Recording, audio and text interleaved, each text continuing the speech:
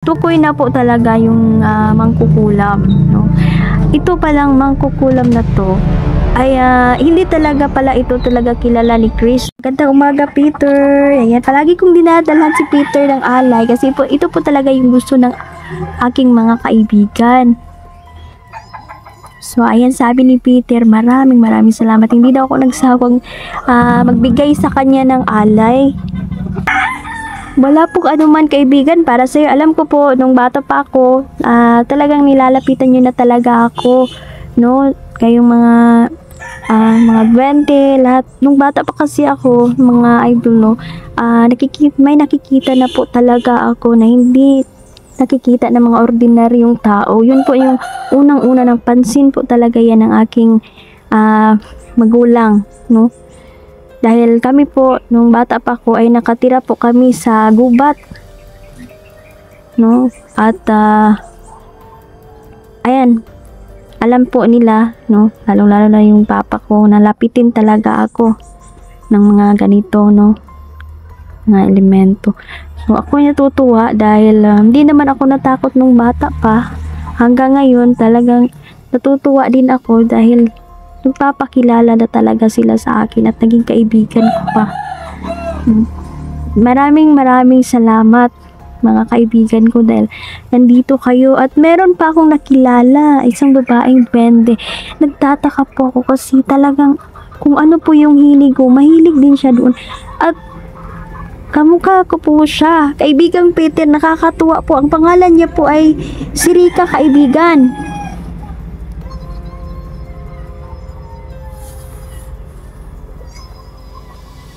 Ayan, sabi ni kaibigang Peter, si Rika, isa daw siyang mandirigmang band na babae, matapang pero mahinin.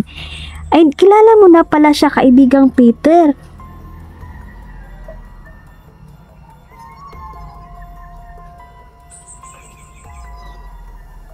So yan, kilala pala siya ni kaibigang Peter, no?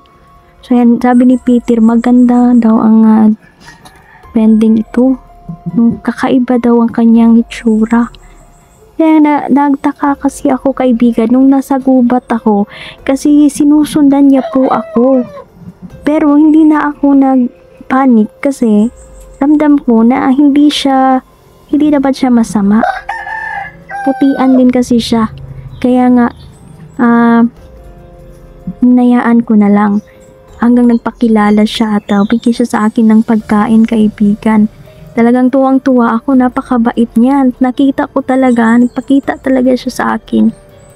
Na nakita ko na ang ganda pala niya, kaibigang Peter. At mabait pa. Mahinhin din siya magsalita.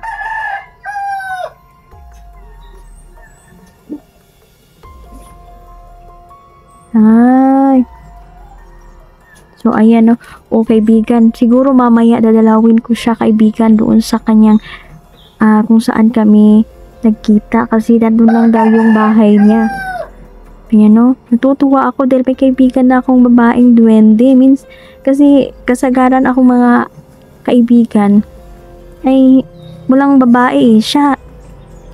Yung si Rika ay talagang magaan ang loob ko, no? Magaan talaga yung loob ko sa mga duwende talaga. Pero kakaiba talaga itong si Rika, dito.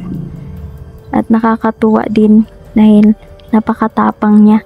So, ayan, mamaya dadalan ko siya ng alay doon, kaibigan.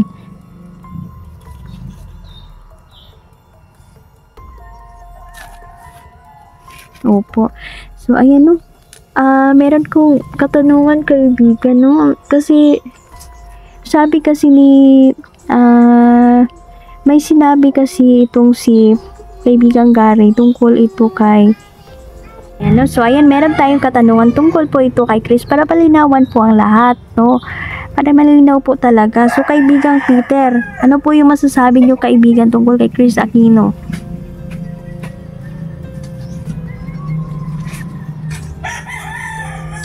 So, ayan, tukoy na po talaga yung mangkukulam, no?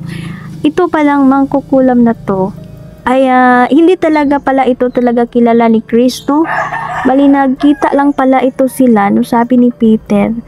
Parang ano lang ba, nagkasalubong lang po sila sa mall.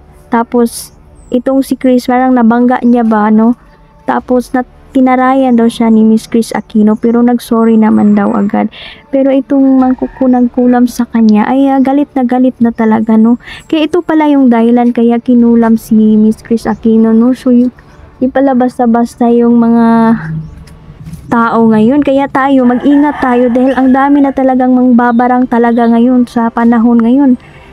Laganap na mga itim na mahika na pwede sa yung gamitin, no? Nako. Kaya nga, mag-iwas-iwas tayo, no? At sana may mga magdasal lang talaga tayo unang-una dahil once na palakas yung kapit mo sa taas, hindi yan kasi tatalab talaga. Kahit anong gawin niya.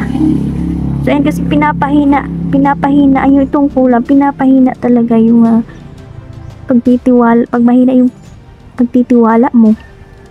Talagang tatablan ka talaga. Pero kailangan mo talaga palakasin ang spiritual mo. So ayan kaibigan, meron pa ba itong paraan, no? Kasi kaibigan, tama na. Hirap na kasi yung tao no? So, hindi pa ba sapat kaibigan na may sakit na kinulang pa?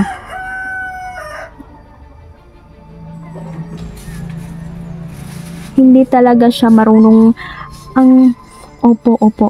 Ang mga mangkukulam, no? Mainitin talagang ulo niyan. Ayaw nilang parang ibinababa sila, no?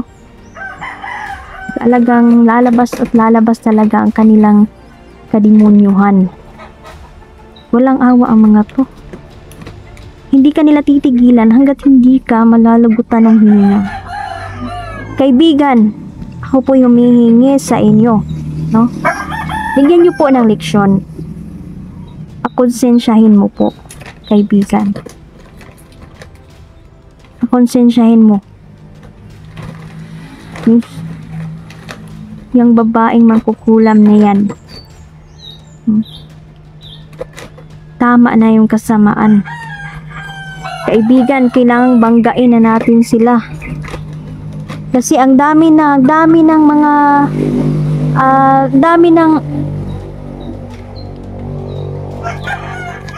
po talagang nahihirapan dahil sa ganyan, yung mga barang-barang ba, no? Dapat maawa naman sila sa tao. Kasi masama talaga yung ginagawa nila Ngayon kaibigan, ikaw na po ang bahala. Yun po yung hiling ko. At yan. Tungkol naman po pala sa mga mangyayari kaibigan, no? Ako po yung nagtatanong kasi itong mga nangyayari ngayon, lalong-lalo na sa TRICOM, ay talagang may mga pangyayari talaga na hindi nakanais-nais. Bakit hindi tutukan ang tunay na problema ng mga tao? Yung mga walang kwenta naman yung iniimbestigahan, no? Yan yung mahirap dito. Kasi yung mga hindi naman mga problema ay pinoproblema para lang talaga malihis ang totoong mga tunay na problema dito. Dapat yun talaga yung tutukan nila, yung kahirapan, no? Implement. Ngayon, talagang TRICOM versus Mita na daming nakakatawa talaga, no? Ito'y opinion ko lang naman po, no? Opinion ko lang naman po. Parang walang saysay, walang silbi. Ito ba yung nila, parang pinapahaba lang nila ba, no? Ayaw ko nang magsalita. So sana magkaisa ang lahat. Patuloy akong mag-pray, no, na magkaisa lahat talaga. ng bawat Pilipino habang hindi pa huli ang lahat. So ayan, maraming salamat po, no? Salamat po sa inyong suporta, sa inyong lahat. Opo.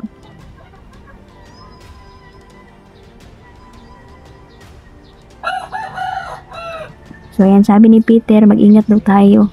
Mag-ingat kayong lahat at nagpapasalamat din si Peter sa inyo, lalong-lalo na sa mga taong may mabubuting puso, no? Kayong lahat, maraming salamat sa patuloy niyo pong suporta, patuloy po kaming mag-a-update, no?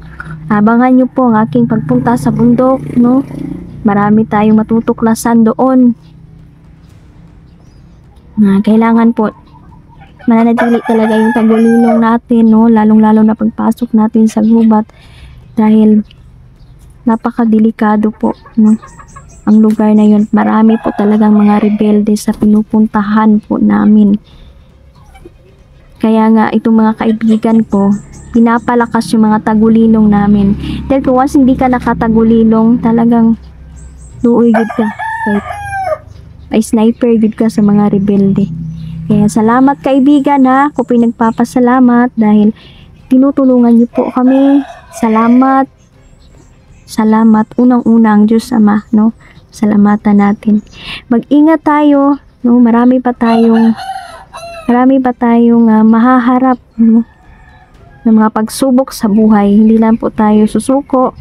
Minsan susuko na tayo, no? Dahil para kinamdam natin wala nang pag-asa, pero meron pala, no? Marami pa rin good news, no? Hindi lang naman bad news ang ibibigay natin mga kaibigan. May mga good news din, no, para sa atin. So ayan, i-update lang namin kayo, sasabihin namin sa susunod kung anong mga good news na yon, no? So ayan, salamat po, hanggang dito na lang.